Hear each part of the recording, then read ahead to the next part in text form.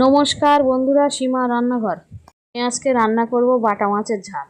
বাটা মাছ কেটে ধুয়ে নিলাম, লবণ দিলাম, হলুদ দিলাম, মাছের গায়ে মাখিয়ে নিলাম, কড়া বসালাম, সরষের তেল দিলাম, তেলটা গরম করে মাছগুলো ছেড়ে দিলাম। মাছগুলো দু পিঠ ভেজে নিলাম, মাছগুলো তুলে নিলাম। সরষের তেল দিলাম, পেঁয়াজ দিলাম, লবণ দিলাম, হলুদ দিলাম, কাঁচা লঙ্কা বাটা দিলাম, সাদা সর্ষে বাটা দিলাম।